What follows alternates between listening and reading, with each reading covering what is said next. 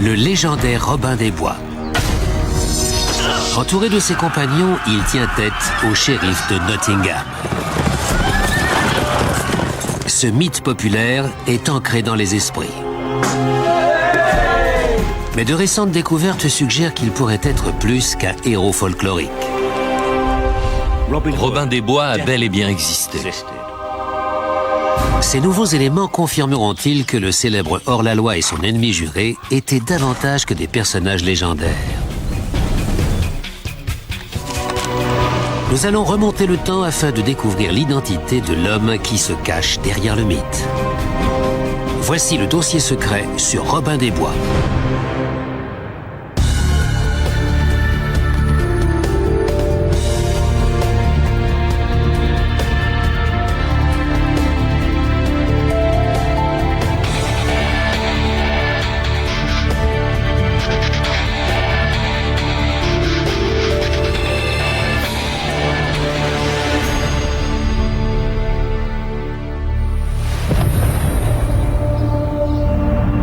Nous sommes dans la forêt de Sherwood, dans le comté de Nottinghamshire.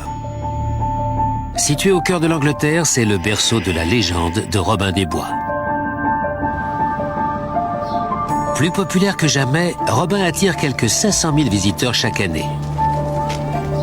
Ses aventures attisent encore notre imagination.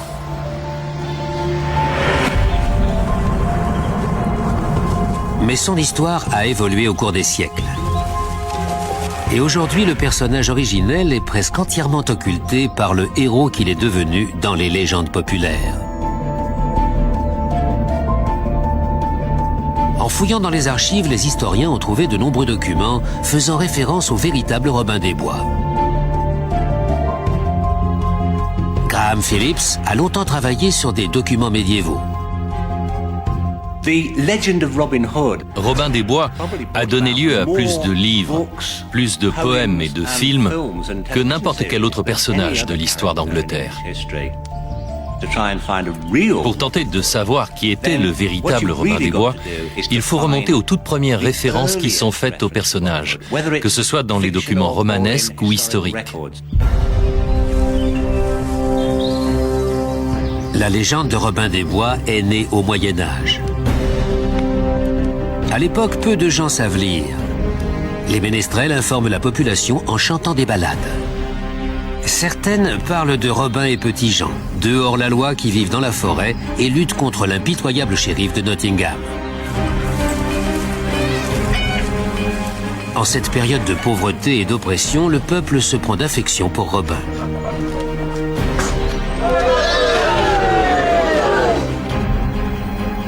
Il existe peu de traces écrites de ses exploits. Mais on a retrouvé deux ballades qui nous renseignent sur son identité.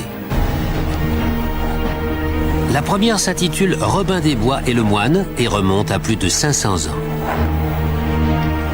L'histoire se passe dans l'église Sainte-Marie, au cœur de Nottingham. C'est là que notre enquête débute.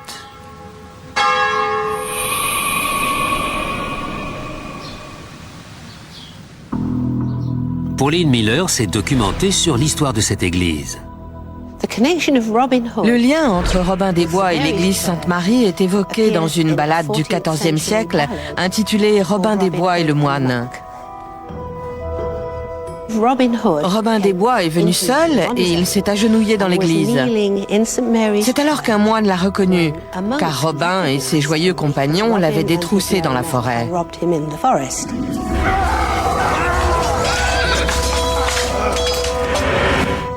Le moine a quitté l'église sans faire de bruit, il s'est rendu chez le shérif et il lui a dit où trouver Robin. Le shérif est venu avec ses hommes, il a arrêté Robin et il l'a jeté en prison.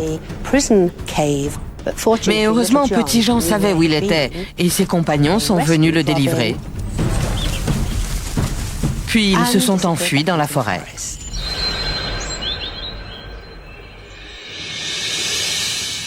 Aujourd'hui, l'église Sainte-Marie est cernée par des bâtiments.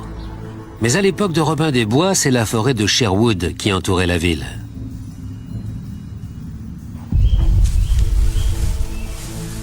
C'était une forêt dangereuse. Ces 400 km² abritaient des bandits de grand chemin, des voleurs et des braconniers.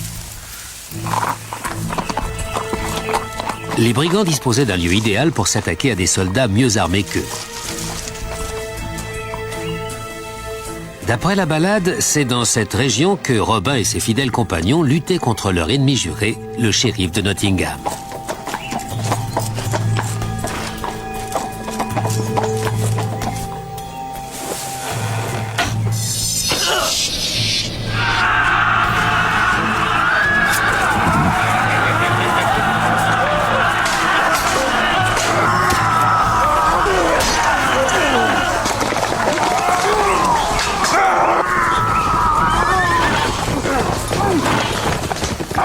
La ballade ancre donc l'existence de Robin des Bois dans la réalité historique à une époque où les forêts étaient infestées de hors-la-loi.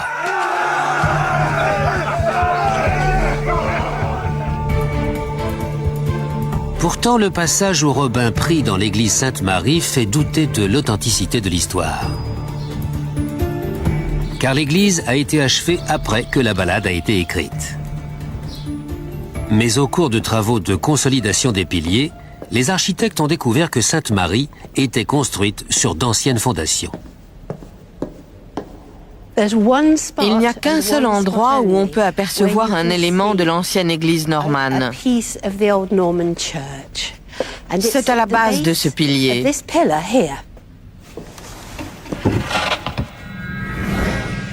Le voilà. Les fondations remontent aux années 1100. Elles prouvent qu'une église plus ancienne se dressait ici avant que la ballade ne soit écrite. Il est donc possible que Robin ait prié à cet endroit. Non loin de là, on a récemment découvert une preuve encore plus convaincante de sa présence ici. À 20 mètres de l'église se trouve l'ancienne prison du comté. Aujourd'hui, elle abrite le musée des Galeries de la Justice. C'est un labyrinthe de grottes souterraines. En Grande-Bretagne, beaucoup pensent que cet endroit est hanté. Gary Holmes, le conservateur du musée, a découvert ce qui pourrait être le cachot où Robin des Bois a été emprisonné.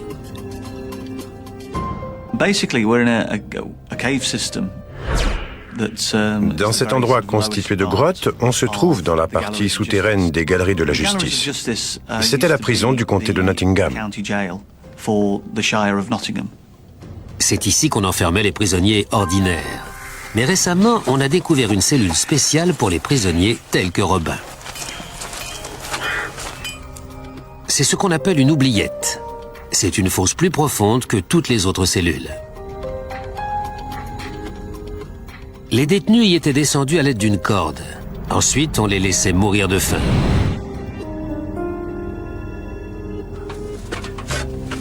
L'obscurité y était totale et il était impossible de s'échapper.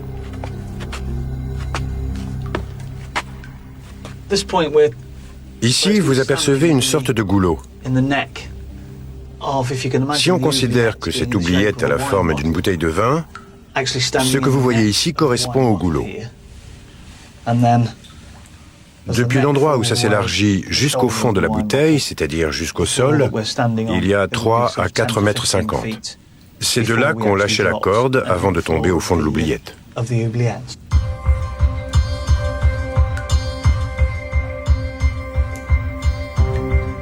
Dans Robin des Bois et le moine, le héros est emprisonné dans une fosse. Il est écrit aussi que pour le secourir, ces hommes lui ont jeté une corde afin qu'il puisse grimper.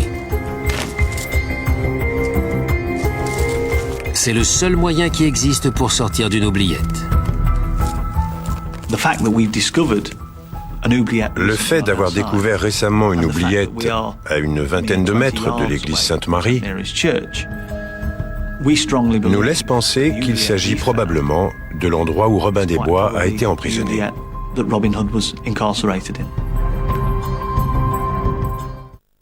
Il existe une chanson de geste qui apporte des précisions sur la véritable identité du héros légendaire. Il s'agit de la petite geste de Robin des Bois. On y mentionne sa ville natale. La plupart des gens pensent que Robin vient de Nottingham, mais d'après la geste, il est originaire du comté de Yorkshire.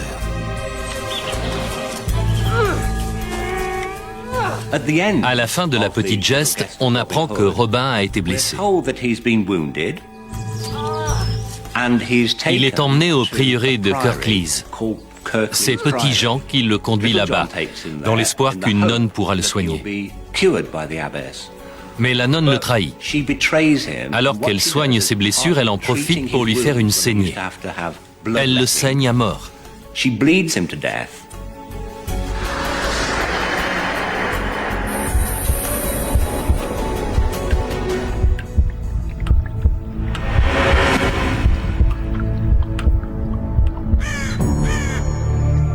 Le prieuré de Kirklees existe bien dans le Yorkshire. Selon la petite geste, voici la maison où Robin est mort. On pense que c'est par cette fenêtre qu'il a tiré sa dernière flèche. Il a ensuite demandé à Petit Jean de l'enterrer à l'endroit où elle était retombée. Et dans le prieuré, il y a justement une mystérieuse tombe. Sur la tombe, il est écrit dans une langue qui ressemble à du vieil anglais qu'il s'agit de l'endroit où Robin des Bois est enterré. Mais le problème, c'est que cet anglais ancien ressemble plutôt à l'idée que les romantiques s'en faisaient au XIXe siècle. L'inscription n'est pas d'époque. Elle date des années 1800. La pierre tombale